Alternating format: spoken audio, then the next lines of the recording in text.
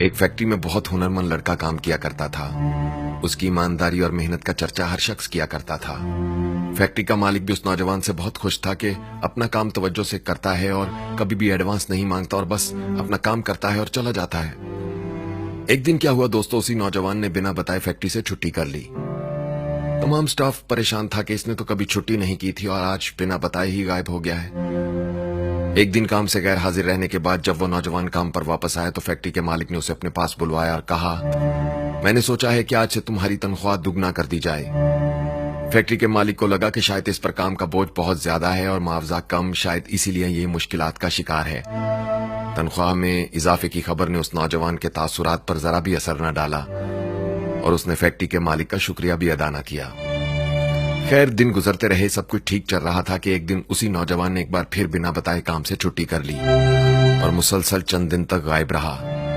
Factory کے مالک کو اس کی اس حرکت پر شدید غصہ آیا اور ایک دن جب وہ نوجوان واپس کام پر آیا تو فیکٹری کے مالک نے غصے سے اس سے کہا، اب اگر کام کرنا ہے تو واپس پہلی تنخواہ پر کام ملے گا۔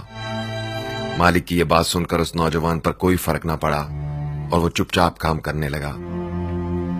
فیکٹری کے مالک کو بڑی حیرت ہوئی کہ جب پیسہ بڑھایا تب بھی اسے کوئی خوشی نہ ہوئی اور یہ چپ چاپ کام کرتا رہا، اور اب پیسہ گھٹایا ہے تو تب بھی اسے کوئی دکھ نہیں ہوا اور یہ خاموشی سے اپنا کام کرنے لگا ہے۔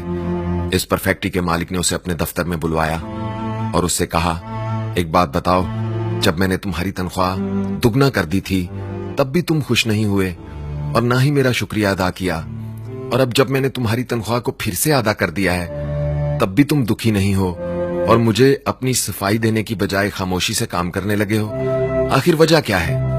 اس نوجوان نے کہا، سر، جس دن پہلی بار میں نہیں آیا تھا اس دن میرے گھر میں بچہ پیدا ہوا تھا۔ آپ نے میری تنخواہ بڑھائی تو مجھے لگا کہ اللہ نے میرے بچے کا حصہ مجھے دیا ہے، تو میں اس پر بہت زیادہ خوش نہیں ہوا، اور دوسری بار جب نہیں آیا تھا تو میری والدہ کا انتقال ہو گیا تھا۔ آپ نے جب میری تنخواہ گھٹائی تو مجھے لگا کہ میری ماں کا حصہ میری ماں اپنے ساتھ ہی لے گئی ہے، تو میں گھٹے ہوئے پیسے کے لیے پریشان کیوں ہوتا؟ یہ سن کر فیکٹری کے مالک کی آنکھوں میں آنسو آ گئے اور اس نے آگے بڑھ کر اس نوجوان کو گلے سے لگا لیا۔ زندگی ہر قدم ایک مقابلے کا نام ہے دوستو۔ اس نوجوان کو دیکھیے، جس پر جب اچھا وقت آیا تب بھی وہ خوشی میں پاگل نہیں ہوا اور جب برا وقت آیا تو تب بھی اس نے خود کو سوگوار نہ کیا۔ اچھا اور برا وقت جیون کا حصہ ہے، مگر کامیاب وہی لوگ ہوتے ہیں جو اچھے وقت میں اپنی اوقات یاد رکھتے ہیں اور برے وقت میں محنت پر یقین رکھتے ہیں۔ اگر آپ کو ہماری باتیں اچھی لگتی ہیں تو ہمارا یوٹیوب چینل ضرور سبسکرائب کیجیے۔ اپنا بہت خیال رکھیے گا اور ان کا بھی بہت خیال رکھیے گا جن کا کوئی خیال نہیں رکھتا۔